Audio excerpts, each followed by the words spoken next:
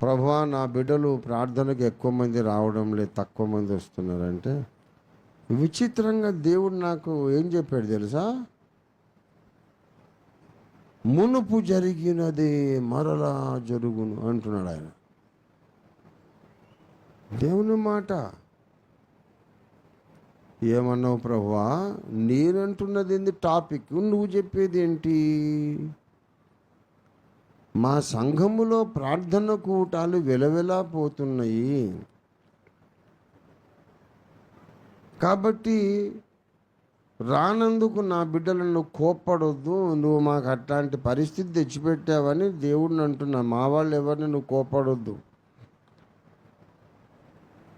అని అడిగితే దేవుడు అంటాడు, మునుపు జరిగినదే మరలా జరుగును అంటాడు. నాకు ఒక నిమిషం పాట అర్థం కాలే. ఏమన్నావు తండ్రి? నేననేది ఏంటిది, నువ్వు అనేది ఏంటిది అంటే, జ్ఞాపకం చేసుకో అంటున్నాడు ఆయన. దేవుడు అద్భుతంగా మాట్లాడతాడండి. ఆయన ఫ్రీక్వెన్సీకి మన మైండ్ ట్యూన్ అయితే ప్రతిరోజు ప్రతి గంట ఒక అద్భుతాన్ని మనం చూస్తాం. జ్ఞాపకం చేసుకో అంటున్నాడు. అప్పుడు అర్థమైంది, మన సేవ ఆరంభములో నేను ఇదే పని చేశా. ఏం చేశానంటే, ప్రార్థన కూటము అని పిలిచినప్పుడు అందరూ రాలేకపోతున్నారు గనుక, అందరూ ఎప్పుడు రాగలుగుతారో దాన్నే ప్రార్థన కూటంగా మలిచివెయ్యమని అప్పుడు దేవుడు నాతో మాట్లాడితే అలా చేశాను. మీరు ఏ రోజు రారు కదా,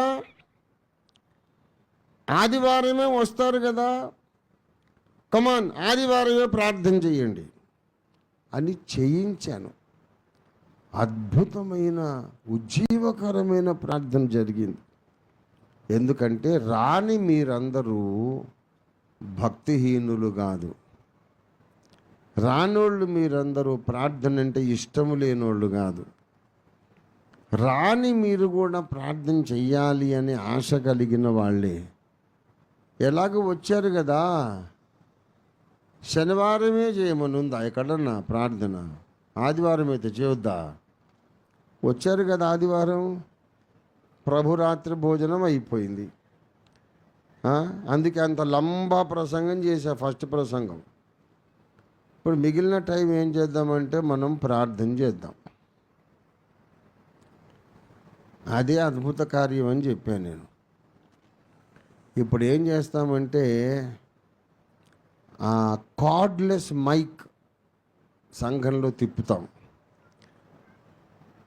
నేను అవకాశము లేక శనివారం రాలేకపోయాను కనుక ఇప్పుడు వచ్చాను. అయ్యగారు ప్రార్థన కొరకు టైం ఇచ్చి మంచి పని చేశారు, నేను ఇప్పుడు ప్రార్థన చేసి ధన్యుణ్ణవుతాను, ధన్యురాలనవుతాను అనుకున్నోళ్ళు మీరు చెయ్యెత్తాలి. మీ దగ్గరికి కార్డ్లెస్ మైక్ వస్తుంది, అందులో మీరు ప్రార్థన చెయ్యండి. మన సంఘ విజ్ఞాపన కొరకు మనం గడుపుదాం. ఇక ప్రసంగం అయిపోయింది, నేను చెప్పాను కదా, నో ప్రసంగం.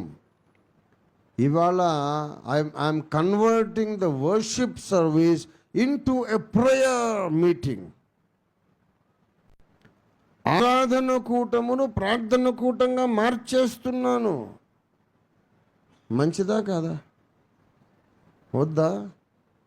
అరే భలే ఉన్నవరా బాయ్, నువ్వు శనివారం ఎగ్గొట్టి మేము హ్యాపీగా ఉందామంటే మాకు మళ్ళీ ఇక్కడ ఇరికిచ్చావేంటి? నిజంగా ప్రార్థన ఇష్టం లేని వాళ్ళు ఆదివారం కూడా వెళ్ళిపోవాలి.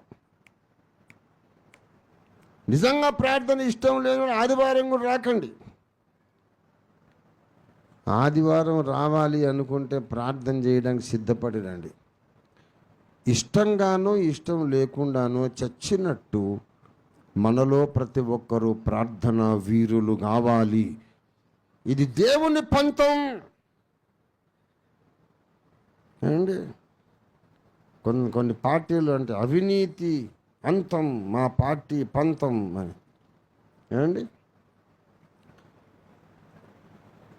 మా పంతం ఏంటంటే సోమరితనం అంతం, అగాపే సంఘం పంతం. ప్రార్థనా పరులం కావాలి, అందరం ప్రార్థనా పరులం కావాలి.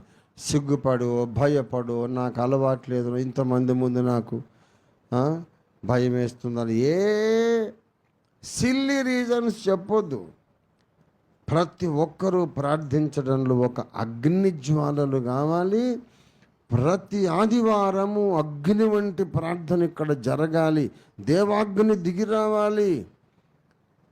ప్రతి ఆదివారము 500 మంది విజ్ఞాపన చేస్తే ఉజ్జీవం ఎందుకు రాదండి?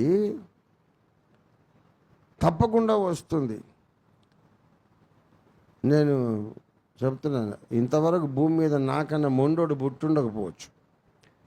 ఎట్లాగైనా నేను అనుకున్నది సాధిస్తాను. నా పాయింట్ ఏంటంటే, నా దగ్గరకు వచ్చి నన్ను సంఘ కాపరిగా గౌరవించి నా చేత్తో ప్రభురాత్రి భోజనం తీసుకునే వారు, ఇక్కడ దశంభాగాలు వేసేవాళ్ళు అందరూ ప్రార్థన పరులు కావాలా? ఏ మేరా జిద్ హై. మరి శనివారం అయితే కావటం లేదు కదా, మరి ఏం చేద్దాం? ఆదివారమే చేద్దాం ప్రార్థన. ఇప్పటి నుంచి ఏదో చిన్న మెసేజ్ తీసుకొని ప్రభురాత్రి భోజనం తీసుకొని రొట్టె విరుచుకొని ఆ తర్వాత అందరం ప్రార్థన చేద్దాం. గేట్ పెట్టిస్తున్నాం నెక్స్ట్ వీక్. తాళం పెడతారు అబ్బులు గారు, పెద్ద తాళం కప్ప. ప్రార్థన ఎందుకు చెయ్యరు? ఇక నేను కట్టె పట్టుకొని తిరుగుతాం మొత్తం. నా దుడ్డు కర్ర మిమ్మల్ని ఆదరించబోతోంది.